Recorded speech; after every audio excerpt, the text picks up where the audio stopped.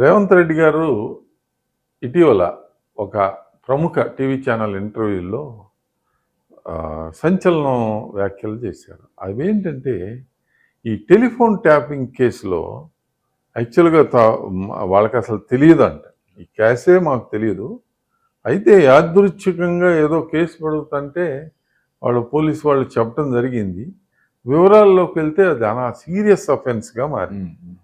ఎందుకంటే చాలా కాలం నుంచి కౌంటర్ ఇంటెలిజెన్స్ పేరుతో మరి విదేశీ వ్యక్తులు ఇక్కడ చేసే కార్యకలాపాలని నక్సలైట్స్తో పాటు సంఘ విద్రోహ శక్తులు అంటే దేశ విద్రోహ శక్తులు, ఇప్పుడు మనకి terrorism, internet cross border terrorism ఉంది కదా, ఉగ్రవాదులు, ఐఎస్ఐ ఉగ్రవాద కార్యక్రమాలు అవి అన్నీ ఉన్నాయి కదా, వాళ్ళని అరికట్టడం కోసం సేకరించిన సమాచారం అంతా కూడా స్టేట్ గవర్నమెంట్ పోలీస్ డిపార్ట్మెంట్ దగ్గర ఉంది. ఆ డిపార్ట్మెంట్ దగ్గర ఉన్న సమాచారం అంతా కూడా ఈ టెలిఫోన్ ట్యాపింగ్ కేసులో వీళ్ళు ట్యాప్ చేసిన పాత సమాచారం, అంతర్గత భద్రతకు దేశ అంతర్గత భద్రతకు సంబంధించిన సమాచారం కూడా దీంతో పాటు పోయింది.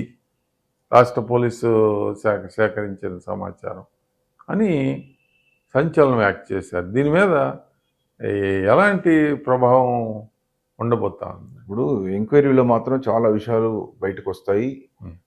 మన దేశంలో కేసులో ఇరుక్కోవటము తేలికే, కేసులోంచి తప్పించడం తేలికే.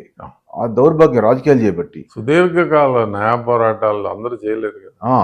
ఇక్కడ ఎంత దౌర్భాగ్యం ఏంటండి, కేసీఆర్ ఉదాహరణకు కర్ణాటకలో నీటి సమస్యను తేలిగ్గా పరిష్కరించాడు. తేలిగ్గా ఒక్కసారి లోతుగా చూస్తే ఆ మాత్రం పరిష్కారం కాంగ్రెస్ వాళ్ళు చేయలేరా? గతంలో తెలుగుదేశం వాళ్ళు చేయలేరా? తేలిగ్గా ఎలా పరిష్కరించారండి? అంటే ఏంటి, వాళ్ళు ఎంత అంత ఇచ్చేసాడు, పరిష్కారం అయిపోయింది. ఆ తేలిక పరిష్కారం అవుతుందా? నా సొమ్మేమైంది, జనం నీళ్ళే కదా, జనం సొమ్మే కదా, నా సొమ్మేమైంది అనే అంత తేలిక మనస్తత్వం అనుకుంది. దేశ భద్రతకు సంబంధించినటువంటి రహస్యాలు పోయినా, తీవ్రవాదులకు సంబంధించిన రహస్యాలు పోయినా ఆయనకు అనవసరం, మొత్తం తీసేసేయండి. అదే దేశ రహస్యాలు ఏం లేవు అంటే అంత తేలిక మనస్తత్వం. దేశ రహస్యాలు కాదు కదా, అవకాశం ఉంటే దేశాన్ని నమ్మడానికి కూడా సిద్ధపడే మనస్తత్వం రాజకీయ నాయకుల్లో ఉంటుంది. సరే కేసీఆర్లో ఉంటుందని ఇంక బలంగా చెప్పలేను, కానీ మనస్తత్వం అలా ఉంటుంది. కాబట్టి ఇది భవిష్యత్తులో అంత తేలిక ఉండదండి. కాకపోతే ట్రయాంగిల్ గమ్మత్తు ఉండే, అక్కడ బీజేపీ ఏమో కవిత వర్సెస్ ఇక్కడ ఈడీలు కానీ సిబిఐలు కానీ దాని సరిపడ సరంజామా ఉంది కేసీఆర్ మీద ఎంక్వైరీ చేయడానికి, కుటుంబం మీద. కాంగ్రెస్ సంబంధించి ఏమో వాళ్ళు ఈ టెలిఫోన్ సంబంధించినవి కానీ ఇంకా లోకల్ విషయాలు కొన్ని ఉంటాయి. అంటే ట్రయాంగిల్ అంటే బీజేపీ, టీఆర్ఎస్, కాంగ్రెస్ ఈ మూడు విషయాలు తీసుకుంటే కాంగ్రెస్ లోకల్ పవర్లో ఉంది కాబట్టి వీళ్ళ మీద ఎంక్వైరీ చేయడానికి, వీళ్ళని దొరికించుకోవడానికి సరిపడే అంశాలు చాలా చాలా ఉన్నాయి. టెలిఫోన్ ట్యాపింగ్ కానీ, టెలిఫోన్ ట్యాప్ అయినాయి అన్ని పోగొట్టిన అంశాలకు సంబంధించి కానీ ఆ ఎలక్షన్ తర్వాత అంత ఈజీగా ఉండదండి.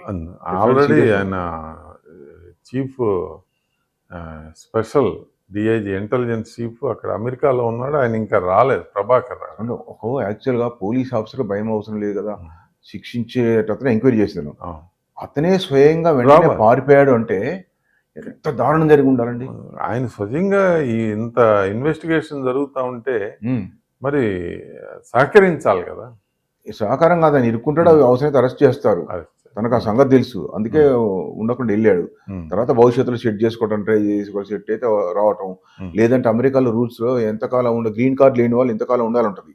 అన్ని నెలలు గడిచిన తర్వాత ఇండియాకు రావడం వీలు పడకపోతే ఏ కెనడాకో ఏ ఆస్ట్రేలియాకో ఏదో దేశానికి వెళ్ళి మళ్ళీ అమెరికా వెళ్తారు.